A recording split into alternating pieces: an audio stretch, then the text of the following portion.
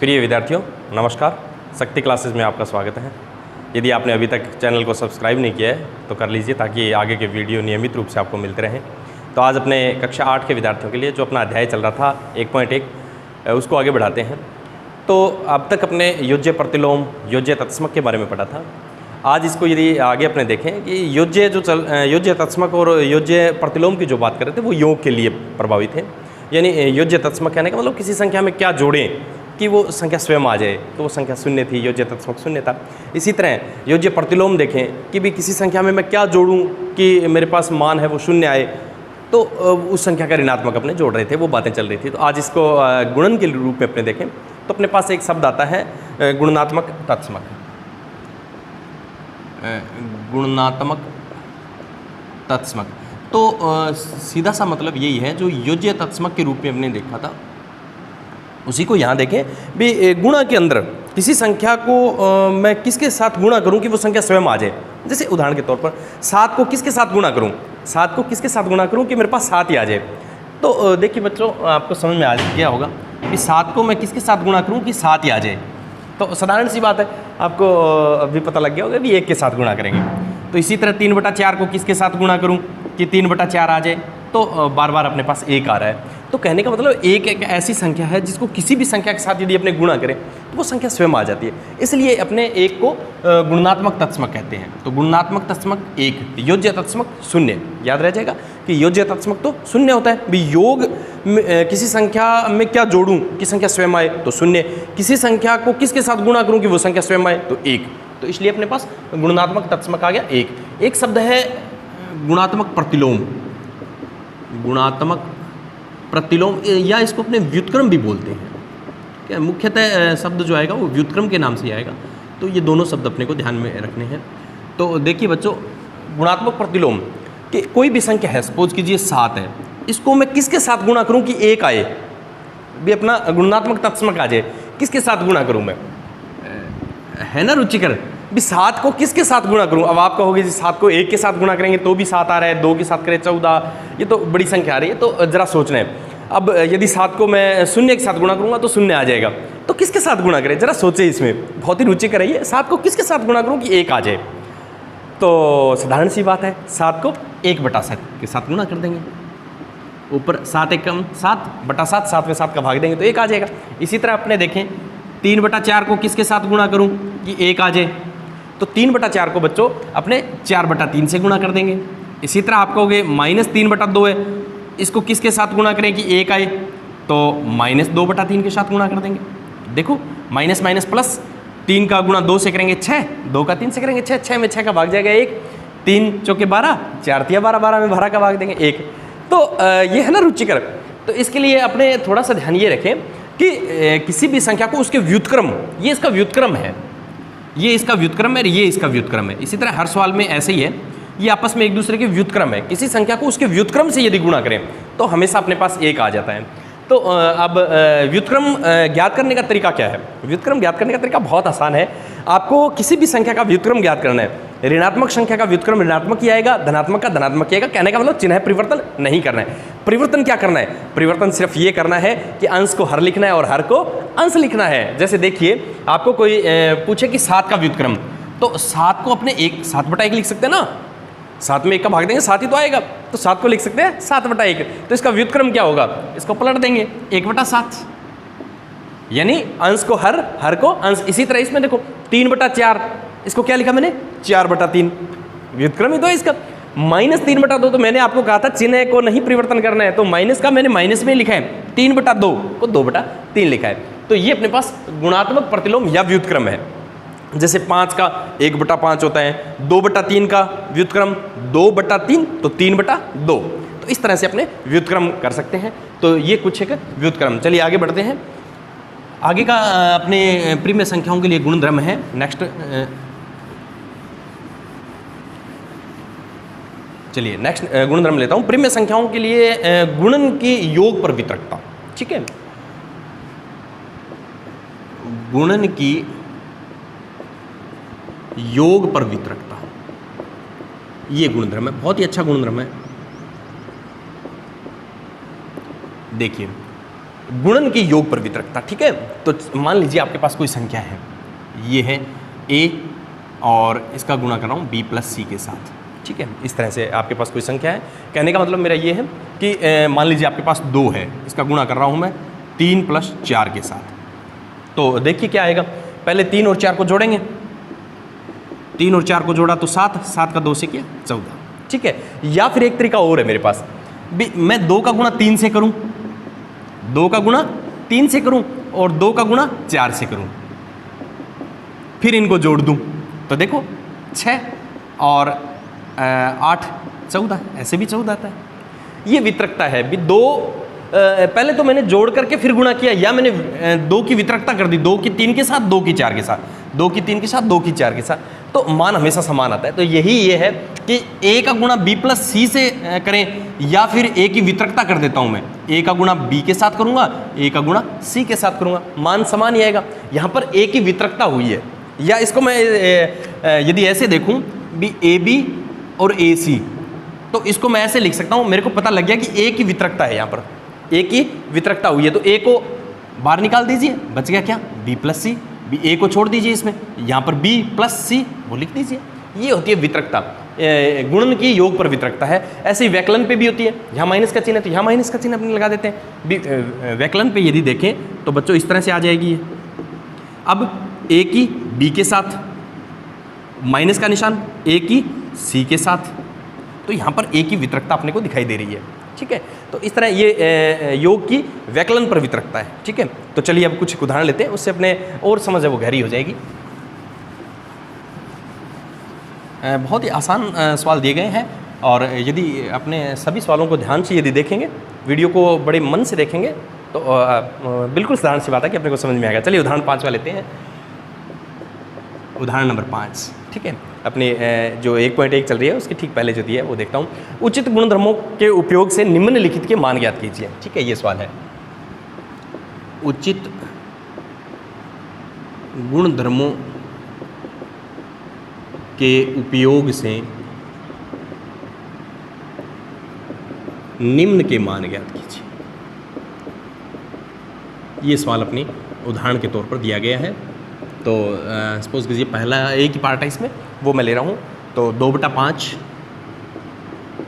का गुणा है -3/7 के साथ,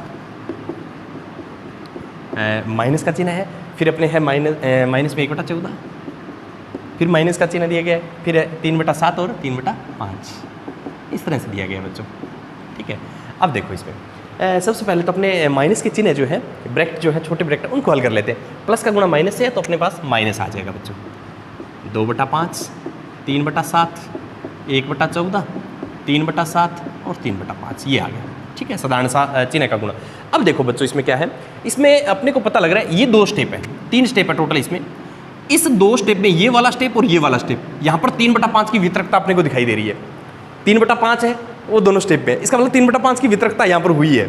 तो अपने इस स्टेप को यदि पास पास में हो तो इसकी वितरकता का गुण यदि लगाएं तो अपने इसको हल कर सकते हैं बड़े आसानी से। तो चलिए पहले तो अपने को इसके पास लिखना पड़ेगा। ये स्टेप आपस में पास पास तो होने चाहिए ना, 3 स्टेप है इसमें, पहला, दूसरा, तीसरा। तो पहले और तीसरे स्टेप में वितरकता है, तो इसको पास पास करने का एक तरीका है, मैं इस स्टेप को यहाँ और इसको यहाँ लिख सकता हूँ, पूरा का पूरा स्टेप चिन्ह सहित उठा करके, क्योंकि मेरे को पता है कि क्रम विनिमयता होती है योग में। तो चलिए 2/5, 3/7 पूरा का पूरा चिन्ह सहित मैंने उठा लिया है इसको। ये स्टेप यहाँ पे लिख रहा हूँ और ये यहाँ पे माइनस में 1/14, इसको बोलते हैं क्रम विनिमयता।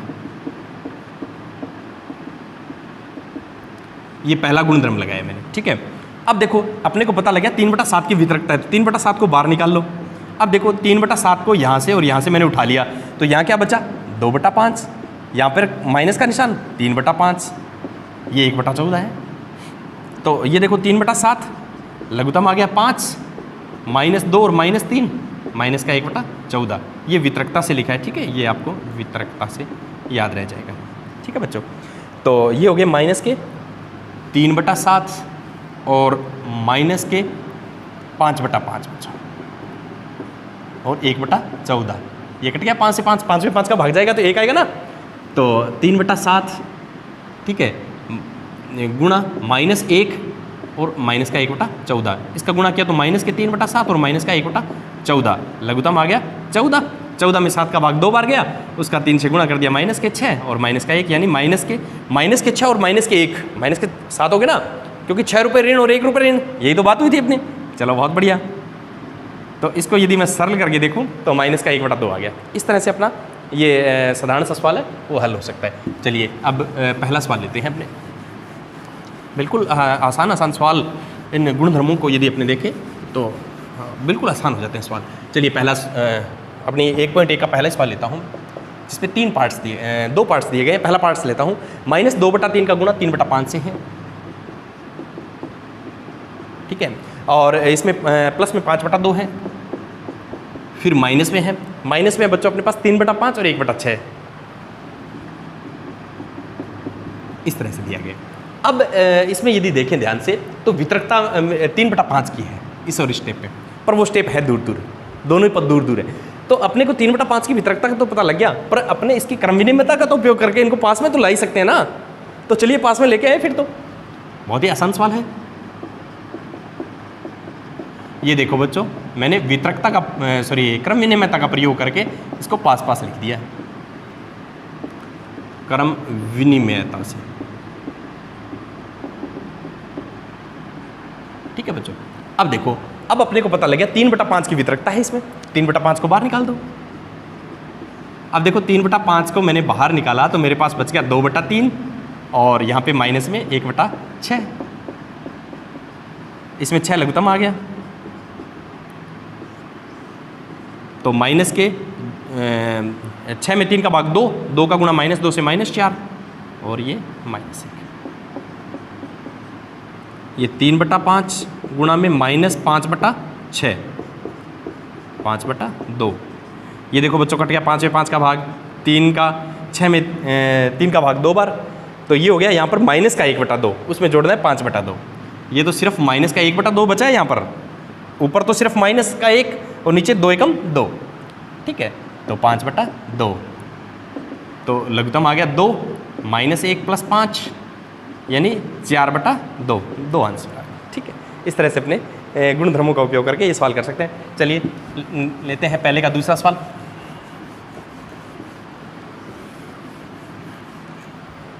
तो पहले का दूसरा सवाल लेता हूँ। इसमें ये दिया गया है 2/5 का गुणा -3/7 के साथ है, 2/5 का गुणा -3/7 के साथ है बच्चों। और दूसरा स्टेप दिया है -1/6 का गुणा 3/2 के साथ, -1/6 का गुणा 3/2 के साथ। और तीसरा स्टेप दिया गया है 1/14 का गुणा 2/5 के साथ, 1/14 का गुणा 2/5 के साथ। इस तरह से अपने पास सवाल दिया गया। तो देखिए बच्चों, सबसे पहले ब्रैकेट्स, छोटे ब्रैकेट उनको हल कर लेते हैं ताकि सवाल आसान हो जाएगा। तो माइनस में, क्योंकि प्लस माइनस माइनस हो गया,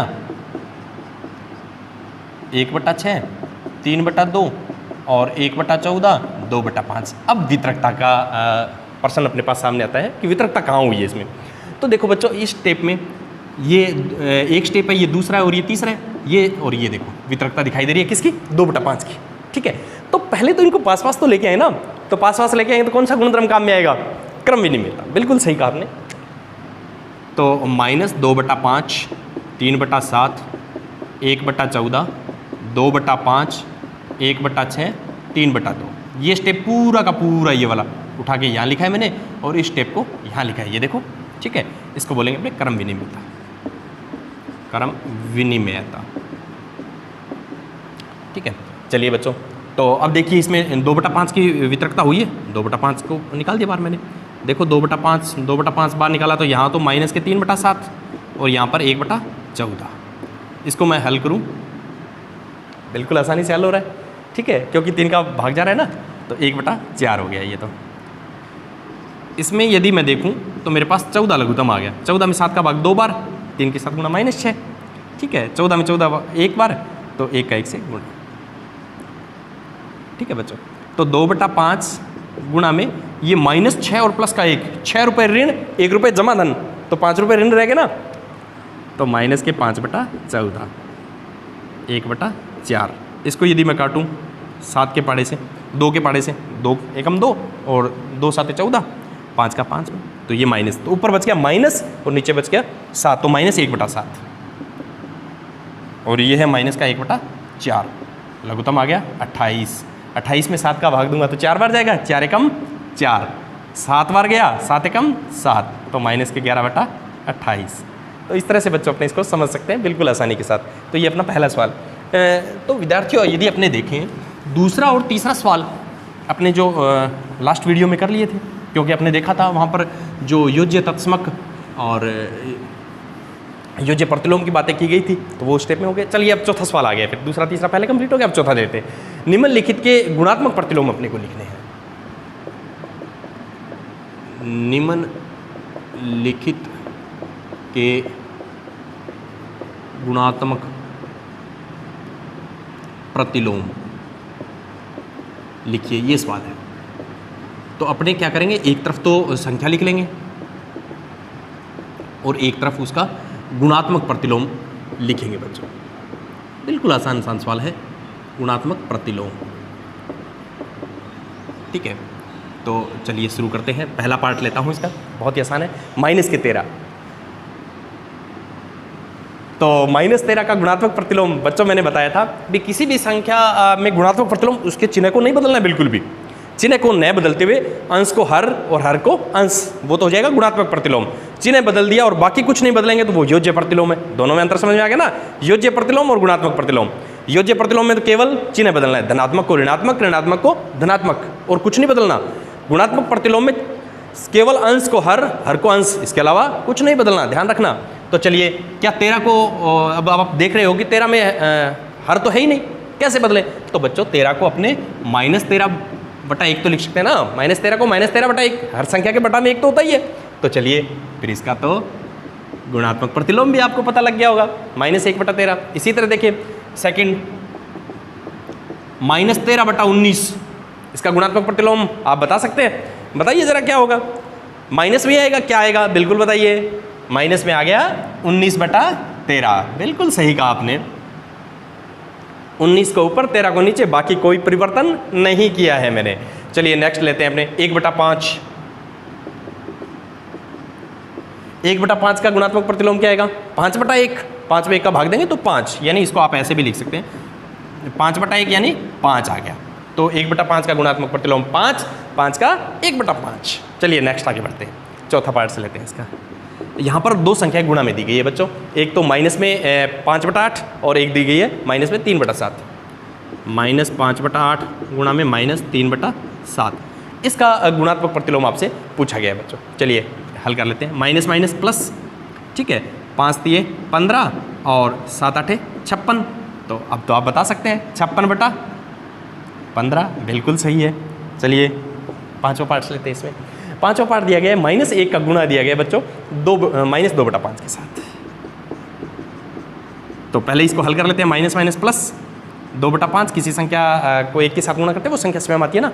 तो 2/5 का गुणात्मक प्रतिलोम तो आपको पता लग गया होगा, 2/5 का 5/2, बिल्कुल सही का। अंतिम पार्ट से लेते हैं बच्चों, -1 का पूछा गया, बहुत ही रुचि का। अब -1 का क्या होगा सोचो जरा। -1 का योज्य प्रतिलोम तो +1 होता है, -1 का योज्य प्रतिलोम तो +1 होता है। -1 का गुणात्मक प्रतिलोम क्या होगा, सोचो क्या होना चाहिए। तो जरा इसको देखें अंश और हर के रूप में। तो -1 को -1/1 तो लिख सकते हैं ना, इसको पलटेंगे तो यही तो वापस आएगा -1/1 यानी -1। तो बच्चों याद रखना -1 का गुणात्मक प्रतिलोम -1 ही होता है। -1 का गुणात्मक प्रतिलोम -1 ही होता है। चलिए आगे बढ़ते हैं, पांचवा सवाल लेते हैं इसका।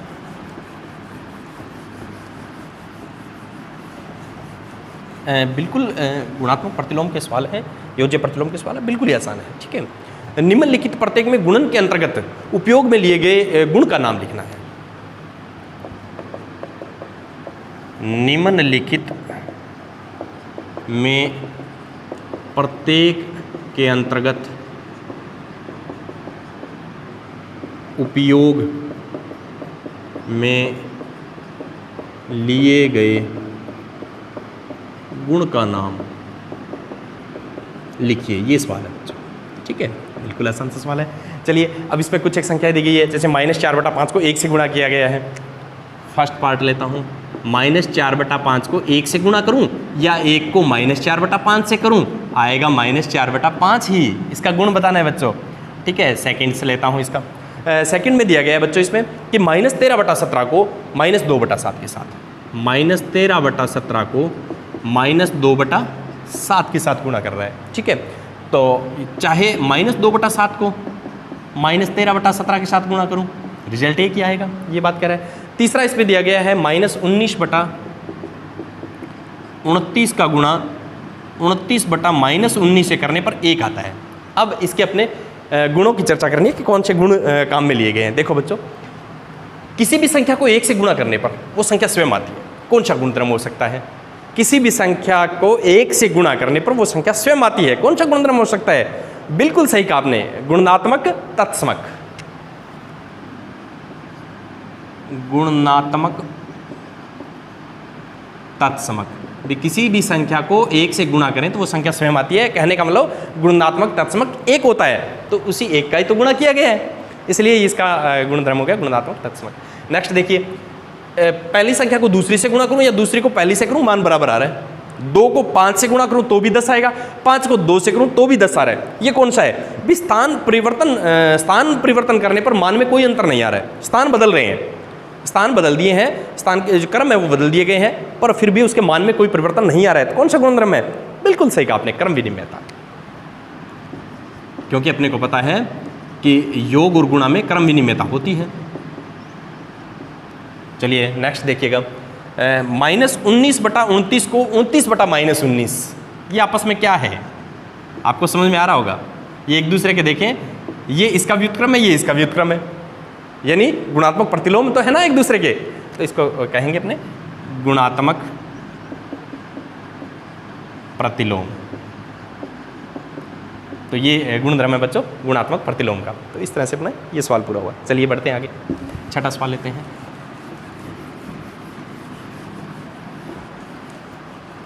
छठा सवाल है कि 6/13 को -7/16 के व्युत्क्रम से गुणा करना है। 6/13 को, ठीक है, 6/13 को माइनस के 7/16,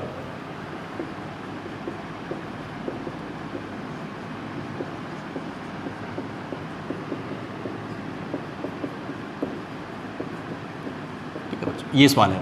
तो देखिए इसमें हल करते हैं इसको। 6/13 को -7/16 के व्युत्क्रम से करना है, ना कि -7/16। तो -7/16 का व्युत्क्रम देखें तो अपने को पता है चिन्ह नहीं बदलना है, माइनस की संख्या ही आएगी। ठीक है, ये बात तो पहली हुई। यदि व्युत्क्रम होते हैं उसमें चिन्ह नहीं बदले जाते हैं। चिन्ह किस में बदले जाते हैं? योज्य प्रतिलोम में। ठीक है, याद रखना, ये गुणात्मक प्रतिलोम है, जो व्युत्क्रम होता है वो गुणात्मक प्रतिलोम है। ठीक है, तो इसको अंश को हर और हर को अंश, ऊपर का ऊपर गुणा करना है। 16 को 6 से गुणा करेंगे, 16 की 96 और 13 7 91 और निशान माइनस का। तो इस तरह से बच्चों 1.1 के 6 सवाल हो गए हैं और उदाहरण भी कंप्लीट हो गए हैं। तो आप इसके 6 तक सभी जो सवाल है वो पूरे करेंगे होमवर्क के रूप में, और बिल्कुल अपनी तैयारी है उसको अच्छी करेंगे। और जहाँ भी यदि कोई समझ में नहीं आ रहा तो वीडियो को दोबारा भी देख सकते हैं। ठीक है, मिलेंगे अगले वीडियो में।